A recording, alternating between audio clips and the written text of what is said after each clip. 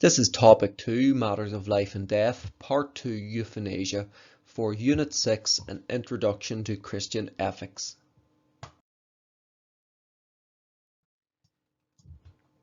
In this video, I will be looking at the debate about euthanasia, taking into account of social, political, biblical, church and other ethical viewpoints, and the distinction between the different types of euthanasia, passive, active, voluntary and involuntary euthanasia.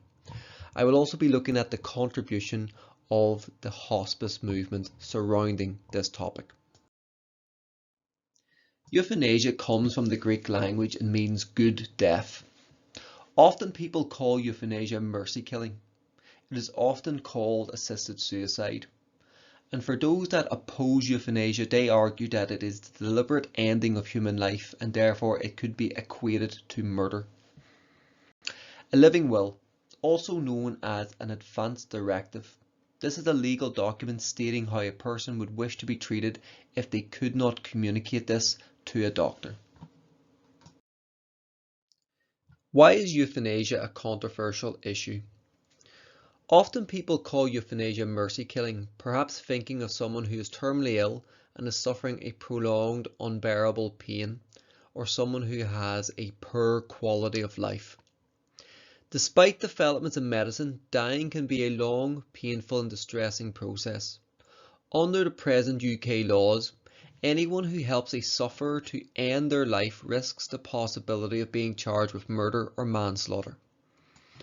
Others believe it is a sin, and taking a life, they are playing God, as it violates the sanctity of life argument. Some people feel that it is their right to decide when their life should end, particularly if they are suffering. This is known as bodily autonomy. However, Christians believe that only God has the right to end life. Euthanasia violates the sanctity of life. Euthanasia raises some very difficult questions for people. For example, should euthanasia be limited to people who are terminally ill? Can it ever be right for another person to end the life of another person? In 2021, a YouGov poll, which conducted the opinion survey, found that 73% of respondents think that the law should be changed to allow doctors to assist in the suicide of someone suffering from a terminal illness. Types of euthanasia. Active euthanasia. This is ending a life by deliberate action through lethal injection or an overdose of medicine. This is currently illegal in the UK, however it is legal in countries such as Belgium, Luxembourg, Canada, Switzerland and Colombia, including some states in the USA. Passive euthanasia. A person does not directly take the patient's life, they just allow them to die. This can be by the withdrawing or withholding of treatment through the removal of a feeding tube, or it could be through non-resuscitation by withholding or the withdrawal of CPR. Passive euthanasia can take place legally in the UK. Non-voluntary euthanasia. This is the ending of a person's life who cannot ask for it because maybe they are in a coma or maybe because they are a baby. The person who's euthanized does not give their consent as they are in a very weakened or infirmed state. Another person, generally a next of kin, a parent or a spouse, may be able to decide on their behalf whether treatment should stop. Voluntary euthanasia. This is asking a doctor or a friend to help a terminally ill person die peacefully. Euthanasia is carried out at the request of the person who dies. This is supported by groups such as Dignity in Dying. It simply means that a person wants to die and wants help to do it because maybe they cannot do it themselves. It can take many forms: asking for direct help to die, refusing medical treatment, asking for medical treatment to be withdrawn, or for having life support switched off, or the refusing of food. Involuntary euthanasia. The person who dies wants to live but is killed anyway. Vulnerable people could be pressured to request an early death, such as non-terminally ill people, the elderly, or those people suffering from mental illness. Outline some of the different types of euthanasia. Now this is a sample answer that you could use for your test.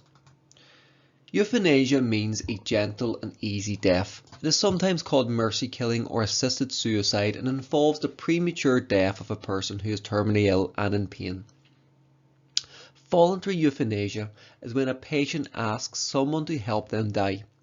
For example, a doctor may be asked to deliberately cause the death through an overdose of painkillers or lethal injection. The direct use of a lethal injection by a doctor is known as active euthanasia. This is currently illegal in the UK. Finally, passive euthanasia is when a person does not directly take a patient's life. Rather, they are allowed to die through the withholding of treatment and/or nourishment. Often this occurs through the removal of a feeding tube. This type of euthanasia is legal in the UK. Euthanasia and the law. Active euthanasia is illegal in the UK. Even if a person is terminally ill, in extreme pain and wants their life to end. Active euthanasia, to assist or to aid or to counsel, i.e. to give someone advice in relation to taking their own life, is a criminal offence in the UK, punishable by up to 14 years in prison. Does this mean that a person could be prosecuted for helping a sick relative travel overseas to a country where they could be assisted or have an assisted death? In September 2009, the law was clarified on the issue. A person would not be prosecuted providing they had not put any pressure on the patient to seek euthanasia, they would not gain financially from the patient's death, and the patient was not mentally disabled or under the age of 18 years of age. Passive euthanasia, the withdrawing of medical treatment or non-resuscitation of a patient, can take place in the UK. Non-voluntary euthanasia can take place where a person is unable to give their consent to treatment, perhaps because they are in a coma. Another person may be able to decide on their behalf whether treatment should stop. Involuntary euthanasia is usually considered to be the same as murder, and therefore it is obviously against the law. Euthanasia and the law. The Netherlands and Switzerland are the most well known, and Belgium is considered to be the most liberal, but several other jurisdictions allow some form of euthanasia or suicide. In the Netherlands, both euthanasia and assisted suicide are legal if the patient is enduring unbearable suffering and there is no prospect of improvement, so they could be terminally ill. Anyone from the age of 12 can request this, but parents' consent is required if a child is under 16. There are a number of checks and balances, including that doctors must consult with at least one other independent doctor on whether the patient meets the necessary criteria. Belgium, Luxembourg, Canada and Colombia also allow both euthanasia and assisted suicide, though there are some differences. For example, only terminally ill patients can request it in Colombia, while Belgium has no age restriction for children, although they must have a terminal illness.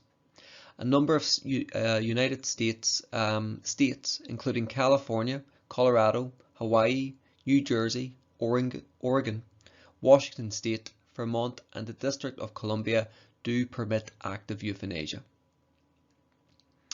The graphic on the right hand side shows the number of assisted suicides in Switzerland has risen considerably over the last decade, and you can see that it not only involves Swiss citizens, but it also includes foreign residents, so people flying in from another country in order to be euthanized.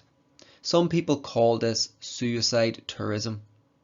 People do travel to Switzerland for assisted suicide, as euthanasia may be illegal in their own country. According to statistics from Dignitas, 221 people travelled to the country for this purpose in 2018, 87 of whom were from Germany, 31 from France and 24 were from the UK. So when evaluating active euthanasia, it's important to understand these two key terms: sanctity of life and the quality of life arguments. Now, we've already come across the sanctity of life arguments in are in topic number 2, video number 1 on abortion. Sanctity of life basically means that life is considered sacred. Christians believe that humans were made as part of God's creation and in God's image. Therefore, human life should be valued and considered as sacred and God-given. However, the quality of life argument advocates personal autonomy, and we've come across that key word before, autonomy, as having power over one's body. The standard of health, comfort and happiness experienced by an individual or a group. Some people who believe that active euthanasia should be legalized believe that if someone has a poor quality of life, that they are terminally ill, that they're constantly in pain, well, they should be able to use their own personal autonomy to request to die, and if they're unable to do it themselves, well, then they should be able to ask a doctor to help them end their lives. Should euthanasia be legalized? Well, groups such as Dignity in Dying have said, we believe everyone has a right to a good death, including the option of assisted dying for terminally ill, mentally competent adults. According to a YouGov poll conducted in 2021, found that 73% of respondents think the law should be changed in order to allow doctors to assist in the suicide of someone suffering from a terminal illness. According to this particular poll, it seems that quite a lot of people in the UK are in favour of liberalising the laws in the UK surrounding euthanasia. Another argument for euthanasia is if a patient has a disease that is incurable and they are in a great deal of pain, it would be caring and merciful to offer them a chance to die peacefully and painlessly at a time and place of their choosing. If someone has a poor quality of life, then they should be allowed to end their life with the assistance of a medically trained doctor. For example, Belgian Paralympian Marieke Vervoort was able to end her life with the assistance of a medically trained doctor. Why can't this be allowed in the UK? People should have autonomy over their bodies. No one has the right to tell adults what they can or cannot do with their bodies. It is better to give a person the option of ending their life without pain and with the support and presence of loved ones. They can choose a time and place for ending their life. They can do it on their own terms rather than having to suffer. Allowing doctors to assist with a patient's death would provide a more dignified death. Euthanasia is used for animals when their quality of life is poor, so why not human beings? And last but not least, some people argue that the UK is a secular country, therefore biblical teaching and sanctity of life arguments are not relevant. However, some people are against euthanasia in the UK simply because they fear that human life will be undervalued. If euthanasia was legalized, then society may begin to devalue life. Christians believe that human life is sacred. Only God has the right to end human life. Christians should support the hospice movement as an alternative rather than supporting active euthanasia. Allowing euthanasia would begin a slippery slope situation. To begin with, only cases of people who were very close to death or people who were terminally ill would be allowed to die. However, people fear that gradually the category of people given euthanasia would expand so that eventually anyone who is not in good health or people who may be or may feel that they are a burden to others could be killed. Some people fear that it may result in cases of involuntary euthanasia, i.e. that lonely people, elderly, the sick would feel pressured by their friends and families and others to request death. Euthanasia therefore forces doctors to break their Hippocratic oath. Doctors promise to preserve life, not end it, and euthanasia goes against this particular oath. People against legalizing euthanasia argue that more should be done to improve palliative care services for terminally ill patients. Hospices can help manage people's pain and even provide support to the families of those that are terminally ill. More money should be invested into hospices and hospice care, so therefore that people are better able to respond to the needs of people who are dying and to support them in their final days. And last but not least, some people are against euthanasia as they believe that suffering is a part of life. Christians believe that Jesus suffered on the cross for humanity. They may argue that suffering can bring people closer to God. So why are many Christians against euthanasia? Well, very much like the abortion debate, Christians believe in the idea that life is sacred and that it is a gift from God. Therefore, life should always be respected and protected. The Bible teaches that human beings are created in the image of God. It also teaches that murder is forbidden. And Jesus reminded his followers that each person is precious to God, and Jesus even helps people in their suffering. Remember, sanctity of life. God creates life. Christians believe that all life has a purpose, all life is unique, and all life is planned. What does the Bible say on euthanasia? Well, the Bible doesn't necessarily say anything directly on ending terminally ill people's lives, but it does say many things about the sacredness of human life.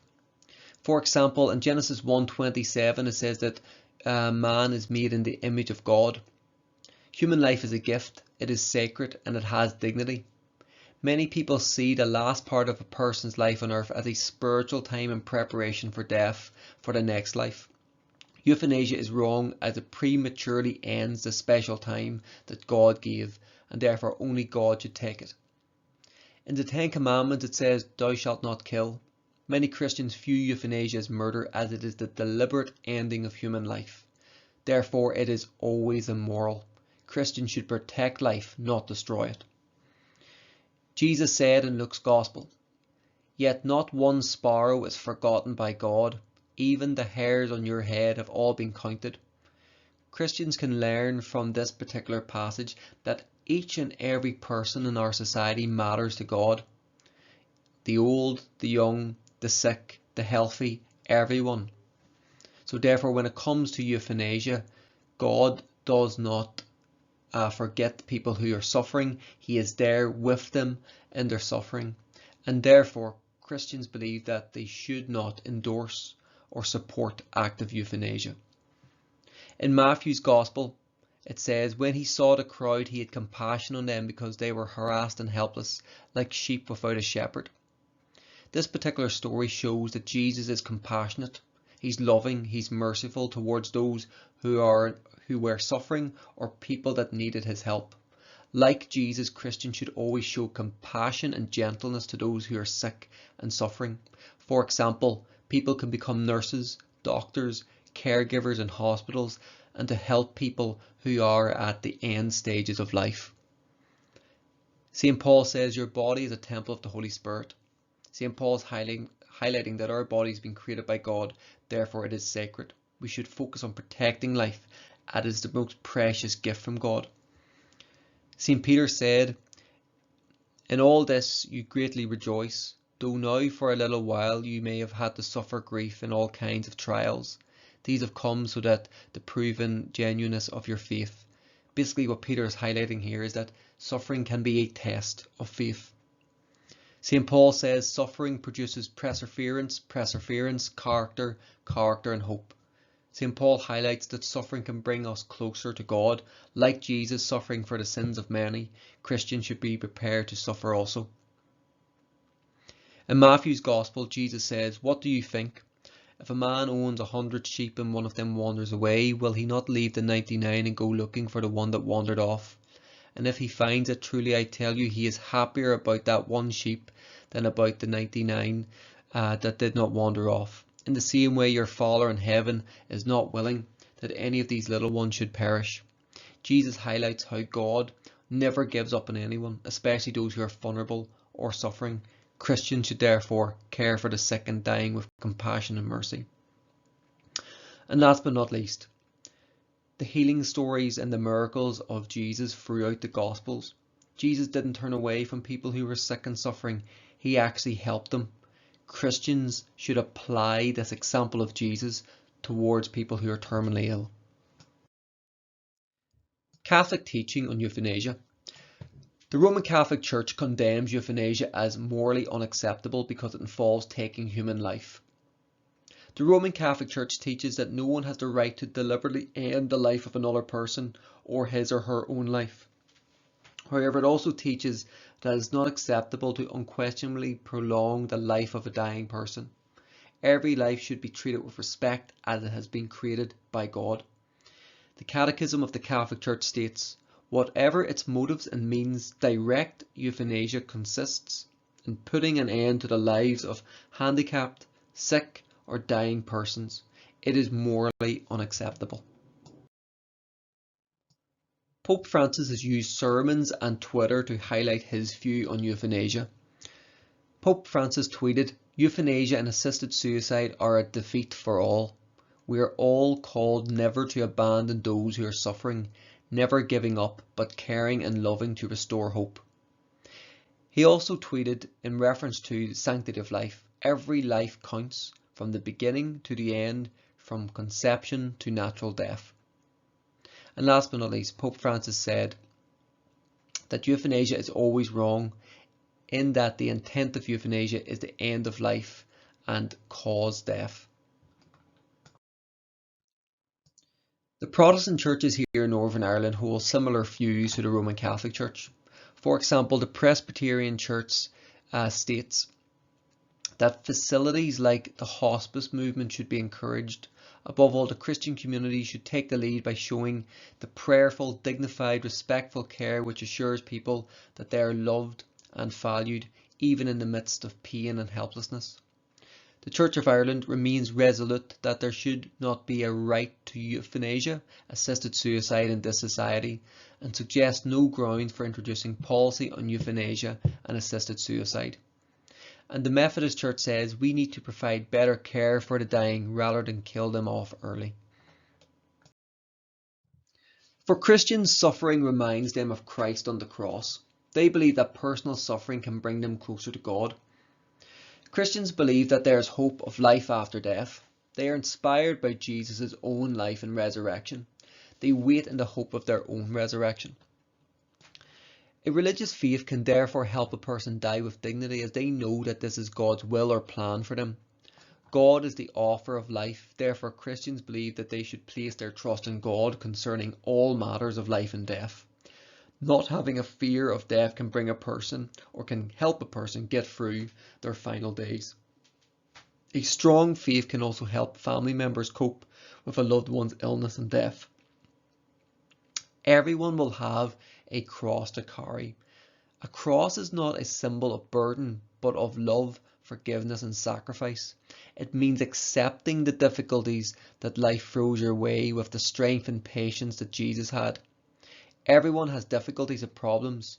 Through our suffering, Christians believe that they become closer to Christ. And St. John Fannier says, "You must accept your cross. If you bear it courageously, it will carry you to heaven." Roman Catholics obviously look towards the example of Jesus when it comes to the issue of suffering, but they also look at the example and role of saints as well. For example, Saint Teresa of Calcutta, also known as Mother Teresa, believes that suffering can bring a person closer to Jesus. In a letter from Mother Teresa to her friend Eileen Egan, she said, "Sorrow, suffering, Elaine, is but a kiss of Jesus, a sign that you have come so close to Jesus that he can kiss you. I think this is the most beautiful definition of suffering, so let us be happy when Jesus stoops down to kiss us." Pope John Paul II emphasizes in his letter Salvifici Doloris of embracing suffering. Pope John Paul II outlined the importance and role of suffering and how love is born out of it in Salvifici Doloris, a document that responds to the problem of suffering. Catholics believe that love can arise from suffering and that love is an important part of human life. The Catholic Church sees human suffering as a chance to follow the example of Christ and believe it is part of God's plan. Pope John Paul II died at the Vatican on April 2, 2005 after many months of illness and a long battle with Parkinson's disease. Pope John Paul II did not hide his suffering, rather he embraced it as Christ did on the cross. A summary of Christian teaching on euthanasia. Human beings are made in the image of God.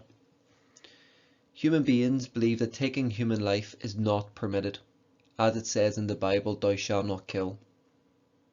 Death is just one stage in life. It is not the end of life. Christians believe in the resurrection. Humankind has God-given responsibilities towards human life. Christians should care for the dying, not euthanize them. Every person matters to God as an individual. God has created every person with value and dignity. And therefore, because of all of this, Christians believe that greater emphasis should be placed on palliative or hospice care. This is compatible with Christian teaching of love, mercy, and compassion. So what are the alternatives to euthanasia? There is hospice care, and there is of course refusing treatment. Hospice care. This is where specialist medical staff look after terminally ill people. Palliative drugs are used to help ensure that the person does not suffer any more pain than absolutely necessary. Staff are able to talk with patients about death and dying and any fears they may have. They are also available to support the family of the dying person. Many Christian denominations, Catholic and Protestant, support the hospice movements. Hospices provide palliative care and support for a dying person and their family to help ease their pain of death and allow them to come to terms with death. The hospice movement is therefore compatible with Christian teaching on matters of life and death. However, another alternative is refusing treatment. In the UK, all adults have the right to refuse treatment as long as they have the capacity to understand the situation they are in and to make an informed decision.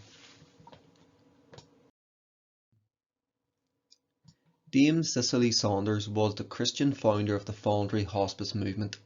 She believed that a person's dying months or years should be as positive as possible and not cut off by euthanasia. Saunders said we concern ourselves with the quality of life as well as its length. The hospice movement supports people with many life-debilitating conditions such as Parkinson's disease, dementia, motor neuron disease, cancer, and many, many more. The hospice movement is an example of palliative care. This means the symptoms of an illness might be treated, such as giving pain relief, but not the illness itself. Hospice care helps living with a terminal illness and to achieve the best possible quality of life. A patient can go to a hospice for short-term breaks as well as long-term care. If a patient wishes to die at home, nurses from the hospice may be able to support the patients at home. Patients are encouraged to talk about their fears of death and they are given comfort and support through counselling and the support of trained staff. Hospice patients can die with peace and possibly fulfilment instead of bitterness and despair. The hospice movement aims to look after the whole person.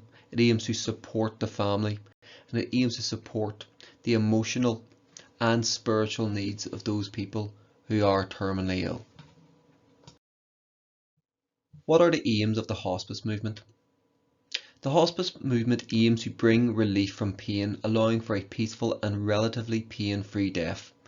They specialise in pain control in order to help the patient in their final months, weeks and days.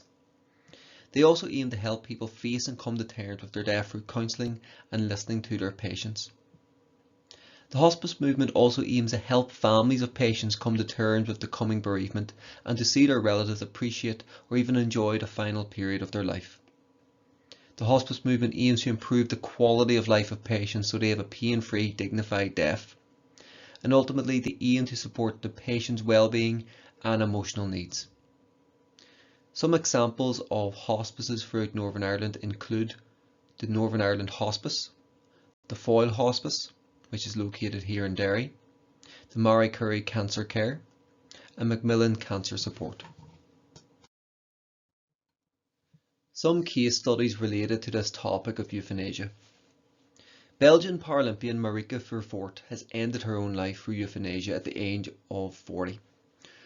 Vervoort, who won gold and silver at the London 2012 Paralympics and 2 further medals at Rio in 2016, had an incurable degenerative muscle disease. Euthanasia is legal in Belgium, and in 2008 Vervoort signed papers which would one day allow a doctor to end her life. In a statement from her home city of Diest, said that Vervoort responded to her choice on Tuesday evening, the 22nd of October 2019. Diane Pretty was suffering from motor neuron disease. Diane sought a change in the law to allow her husband to help her end her life should she become too disabled to do so alone. The House of Lords rejected Diane's case. Her husband's words, "When she died 2 years later, in exactly the way she dreaded, choking to death, I realised that this was my worst nightmare. It frightened me even more than Diane's expressed wishes had been ignored." Tony Nicholson had a stroke in 2005. He was paralysed and could only move his head and his eyes. This is known as locked-in syndrome. Individuals with locked-in syndrome are conscious and awake, but have no ability to produce movements or to speak. He described his life as a living nightmare. For many years he had wanted to end his life, but he could not do so without help. In the week before his death, he lost his High Court case to allow doctors to end his life. From that point onwards, he refused food. He was said to be heartbroken by the High Court decision that he could not end his life at a time of his choosing with the help of a doctor. He had thought that his legal argument would succeed. Tony died on the 20th of August 2012 at his home by refusing food. Before he died, he asked a tweet, "Goodbye world, the time has come. I had some fun." Arguments in favour of active euthanasia. Euthanasia can bring an end to a patient's suffering. In some cases this may be the most loving thing to do. Some Christians may argue that active euthanasia may be a merciful or compassionate act, particularly if a person has no quality of life and are in a lot of pain. A person who feels that they have no quality of life should not be forced to continue living. Euthanasia can help to reduce the suffering of a patient's family and friends, as they would not have to watch their loved ones suffer. Everyone has a right to decide how they should die. God has given people the ability to make choices for themselves. This is known as free will. Human beings have autonomy over their own bodies. If euthanasia was legal, doctors could follow a patient's wishes if they choose to die without further suffering, especially if their intentions have been made well known through a living will. Keeping someone alive artificially with medicines and machines could go against God's wishes by preventing death. The UK law already acknowledges that people have a right to take their own lives with the Suicide Act of 1961. Human beings should have the right to be able to decide when and how they die. This is known as self-determination or autonomy. Euthanasia enables a person to die with dignity and in control of their situation. If their quality of life is poor, then they could or they should be able to end it.